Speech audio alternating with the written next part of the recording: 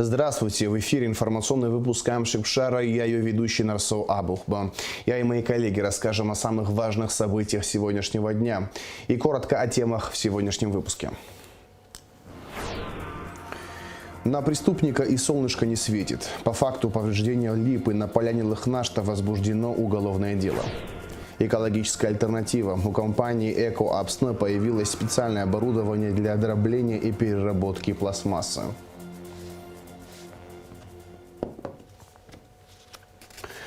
По факту повреждения липы на исторической поляне Лыхнашта возбуждено уголовное дело. Об этом сообщил прокурор Гудаутского района Эдуард Шамба. Уголовное дело возбуждено по статье 257 части 3 «Незаконная порубка деревьев и кустарников, повреждение до степени прекращения роста, а также срезка растений, представляющих природоохранную и коллекционную ценность». Данное преступление предусматривает наказание в виде лишения свободы на срок от 2 до 5 лет. На сегодняшний день проводятся необходимые следственные мероприятия. На сегодняшний день собран соответствующий оперативный материал. Произведен осмотр места происшествия, опрошены все жители близлежащей территории, где было совершено данное преступление. Проводится совместная работа прокуратуры СХБ и МВД Республики Абхазия.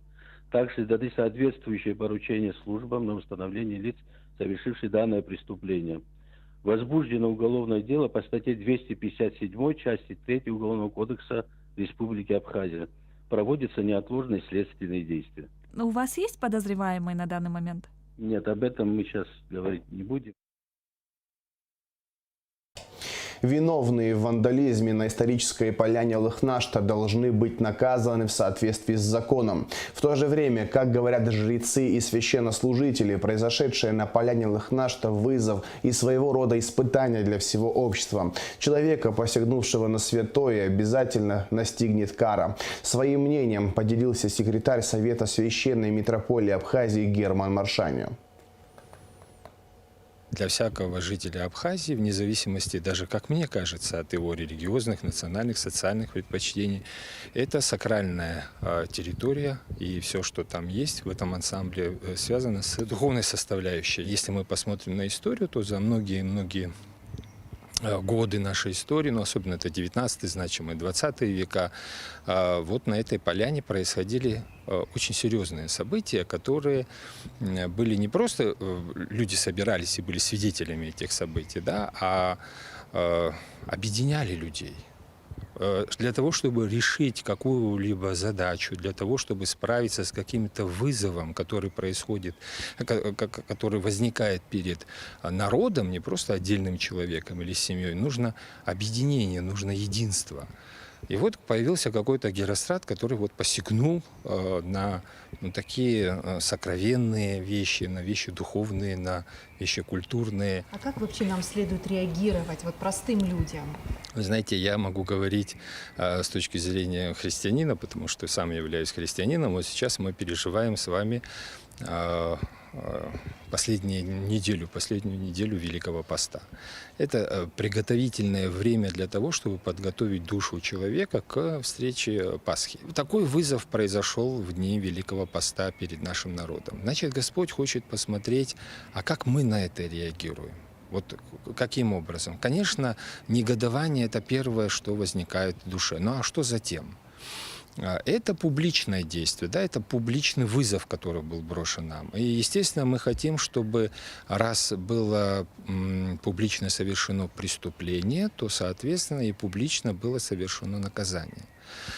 Наверное, так и произойдет, скорее всего, потому что вряд ли это у нас маленькая страна, у нас маленькое общество, вряд ли сколько-нибудь долгое время вот никто не будет знать, или эта тайна там будет храниться годами. Нет, скорее всего, мы узнаем, что произошло. Но я бы в этом случае воздержался от идти на поводу порывов страсти. Да?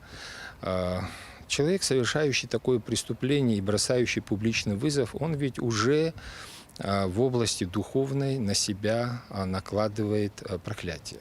То есть для этого не нужно ничего говорить, для этого не нужно собираться и там публично предавать какому-то, да, вот, остракизму и так далее. сам человек уже накладывает на себя проклятие. Единственное, что мы можем сделать со своей стороны, мы должны помолиться о том, чтобы Господь простил ему. Потому что, знаете, Господь говорит, что преступления человека не остаются просто с человеком, они распространяются на его природу, на его близких, на его ближайшее окружение. Вот. Мы прекрасно знаем в нашем маленьком обществе, к чему приводит вообще проклятие. И, к сожалению, так получается, что сила проклятия, она не в том заключается, что вот мы на кого-то его накладываем. Нет, чаще всего человек сам на себя накладывает проклятие своими поступками. Он ставит себя в противостоянии с Богом. Человек не может жить в противостоянии с Богом. Бог есть источник жизни. Я не могу говорить от лица жрецов. Я высказываю позицию только с точки зрения церкви.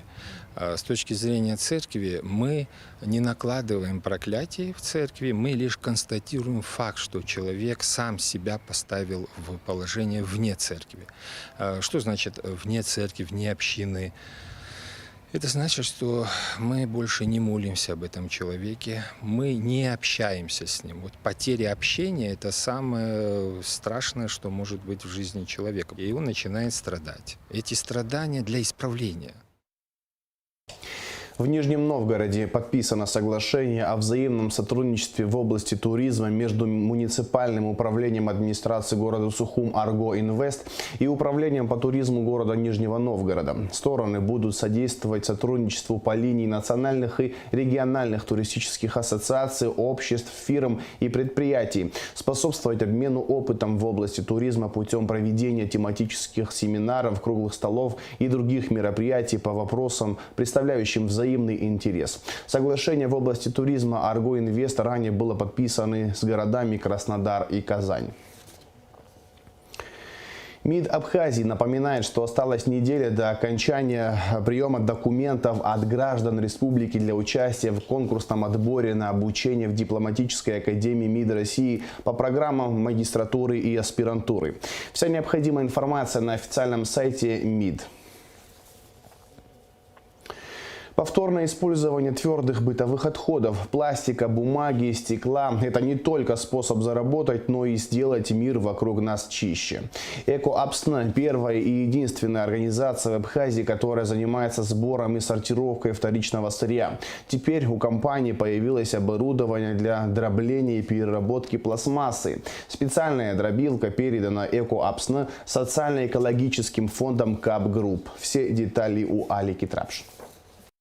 Проект Ацкера реализуется социально-экологическим фондом КАП Групп при поддержке программы развития ООН и Шведского агентства по международному развитию. Социально-экологический фонд КАП Групп основан инициативной группой, которую объединяет общая цель – изучить возможность запуска в Абхазии производства изделий из переработанного пластика. Все мы знаем, что насколько актуальна эта проблема для Абхазии, и такого рода организации, как Эко-Апсны, несут в себе вот эту социальную миссию, социальный такой бизнес, который направлен на решение, частичное решение этих проблем. Мы со своей стороны решили поддержать эту компанию, приобрести для них специальную установку для дробления пластика, которая позволит уменьшить объемы этого сырья, что снизит их логистические какие-то расходы и позволит более устойчиво реализовывать свои цели. Эко-Апсна – это первая и единственная организация в Абхазии, которая занимается сбором и сортировкой вторичного сырья. Компания будет измельчать пластиковое вторсырье с помощью приобретенной для них КАП Групп измельчительной машиной и таким образом увеличит объем сбора неразлагаемых отходов. Новое оборудование для измельчения вторсырья в течение 3-4 часов измельчает около 500 килограмм пластика. Уже в дальнейшем переработанный материал отправят на реализацию в Россию.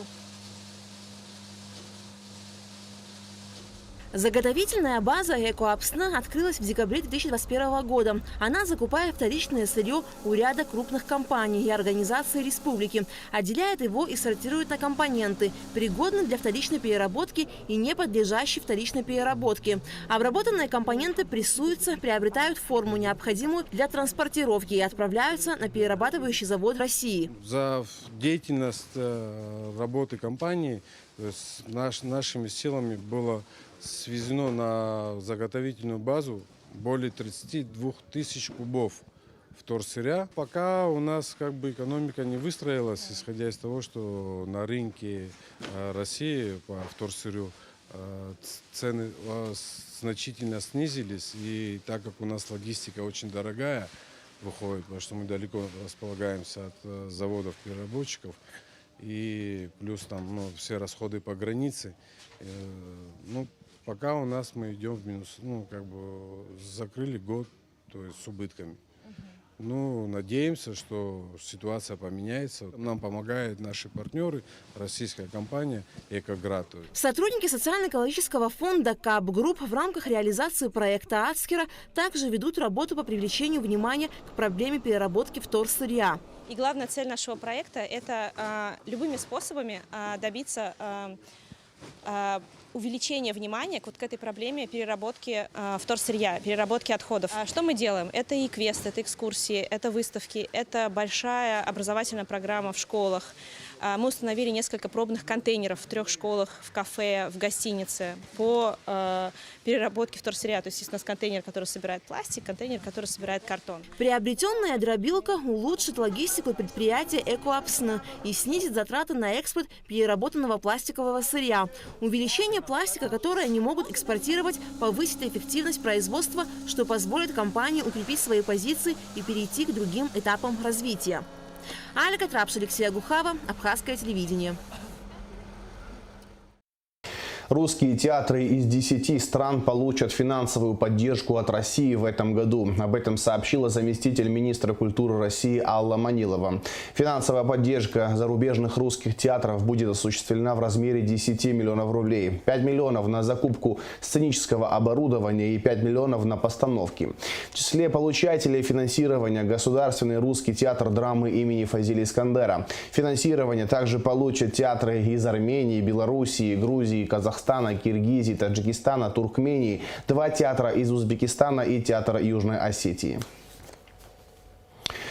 С 12 по 14 апреля в Сухуми при поддержке Департамента внешнеэкономических и международных связей города Москвы пройдет фестиваль русской культуры. В Доме Москвы в Сухуми состоится книжная выставка, которую откроет дефиле русского костюма. Коллекцию представит известный в России собиратель и исследователь русского народного костюма Сергей Глебушкин. В ходе фестиваля будет организован круглый стол «Механизмы взаимодействия Москвы с российскими соотечественниками». Запланированы мастер-классы и творческие вечера российской писательницы Анны Гончаровой и серия популярных лекций кандидата медицинских наук, кардиолога Екатерины Звалинской.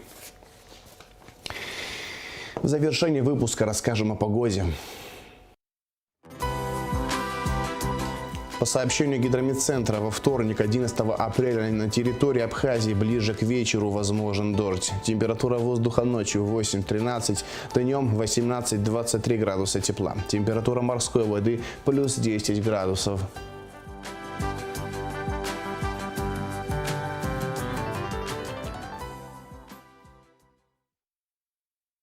На этом информационный выпуск Камчи-Ушара подошел к концу. Всего хорошего. До свидания.